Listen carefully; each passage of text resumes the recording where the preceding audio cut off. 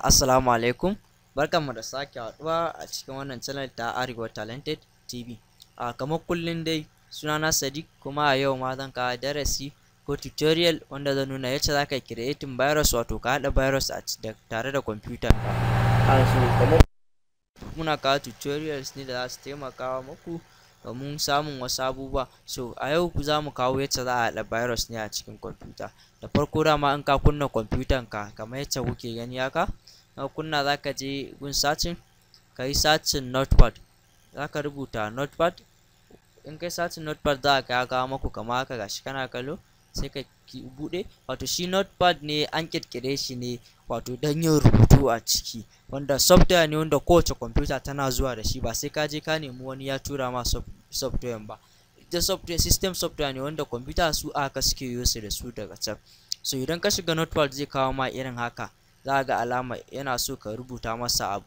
So idan ya kawo ma haka sai ka rubuta. Akwai wasu abubuwa da zan rubuta, wato source code yanzu zan rubuta su, in kuna kallo to kai ma sai ka rubuta irin su. Dama idan ya kawo ma yanzu abin da aka fara rubuta, sai ka rubuta @, sai ka rubuta echo.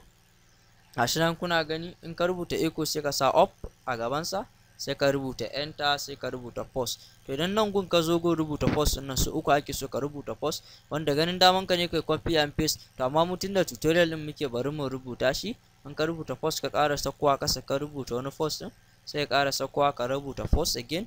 So kun ga mun rubuta shi na uku, sai ka enter ka enter. An ka enter sai ka zo gun color, sai ka sa color haka, sai ka space, sai ka sa 0, sai ka sa a, sai ka sa e. So in ka rubuta haka shi ma sai ka danna enter, sai ka sa model. Gashi muna gani, sai ka sa 1000, wato 1000 ko. Gashi mun rubuta shi, shi ma sai ka enter, sai ka sa column key, wato gashi nan ka sa column, sai ka rubuta a. Gashi shi ma mun rubuta, sai ka sauko ƙasa, sai ka rubuta echo again, irin na sama amma banda @ in ka sa echo sai ka rubuta a alama percentage. Gashi nan kana kallo. In kuka rubuta percentage sai ka sa random haka, random, sai ka rubuta percentage din shi ma guda biyu, sai ka rubuta random. Wato shi random din nan ka zo nan guda, at least dai ana so ka rubuta guda. So daga za ka rubuta ko 10 ne ko yacce kake so, amma gaskiya dan ma save lokaci haka, za ka sa 8 din, za su fi amfani ma, za su yi komai, amma fi bukata. So ka sa 8 din dan babu komai in kai wuce ma 8 din, amma mu yanzu 8 guda 8 za mu rubuta random. Gashi kuna kallo kamar mun rubuta biyu. So bari mu copy and paste kawai yacce mu ma za mu save time lokacin mu.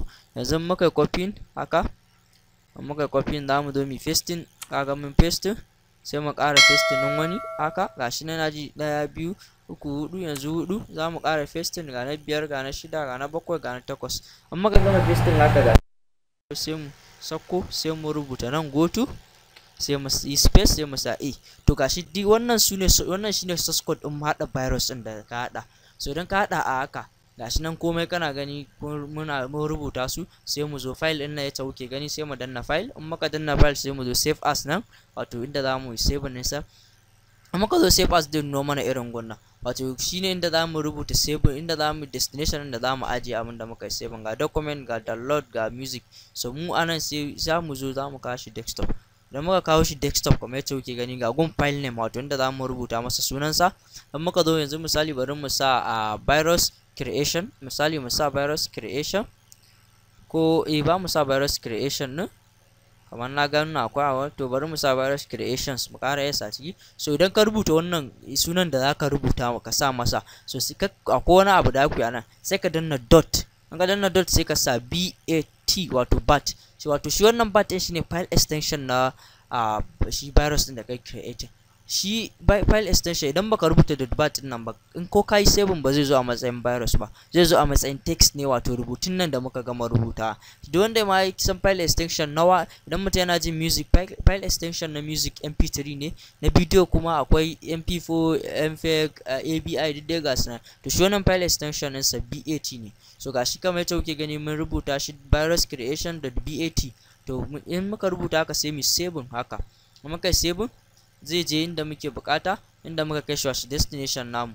So nan sai mu minimize shi, tunda mun yi saving sai mu refresh. gashi nan kawai to ke gani mun riga mun yi refresh. To sai mu zo ga abun mu nan kuna gani, kun ga ya ma zo tunda desktop muka kawo shi, gashi nan virus creation kamar yadda kuke gani.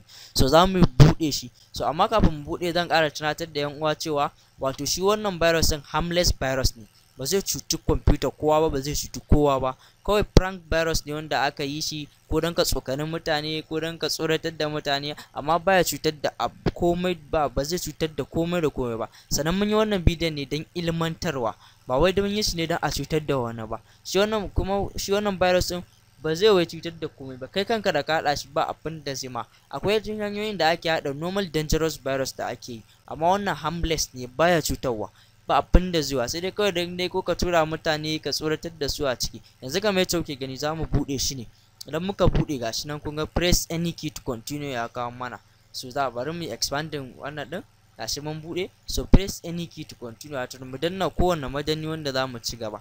To a cikin keyboard ɗinka akwai madannai da yawa, sai ka ta dannawa. Yanzu gashi na danna space ya ƙara ga mana wannan gu, gashi ya ƙara danna wani, in dai na danna to kun ga yanzu ya fara tafiya, gashi nan yana ta tafiya.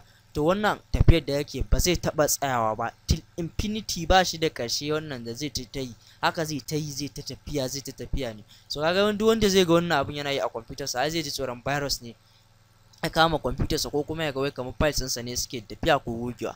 To wannan ba abin da zai ba sai cutar ba. Inda yana cutarwa za ga ba computer ni ma kaina tare da wannan da nayi da sai cutar da ita, amma wannan tunda na yace na gaya muku ba virus ne mai cutarwa ba, an yi shi ne kawai don tsokanan mutane ko kuma ka dai tsokanin mutanen dai gashi nan dai. To amma yanzu kun ga tafiya zai ta yi ba shi da ƙarshe, tafiya dama duk yacce ka yi din, dama ka riga kai saving ɗinsa ka misali gashi ka yi sa, kaga mutane wani da shige-shigensa zai je ma ya taɓa gun ya je ya shiga bai ma sani ba, gashi nan zai ga virus fur yana ta tafiya. So kada dai ku manta kuna tare da tashar Arewa Talented TV, kada dai ku manta ku danna mana subscribe, kar ku danna ƙararrawar sanarwa domin kasancewa da shirye-shiryenmu masu zuwa a nan gaba. Sannan duk mai comment ko yana bukata ya masa tutorial ko kuma korafi zai iya yin commenting a comment section da yake kasan bidiyon, na komai da komai in yana bukata sai a yi masa. Insha Allah za mu samu lokaci mu kuma mu duba mu bi comment din mu wannan. Mun gode.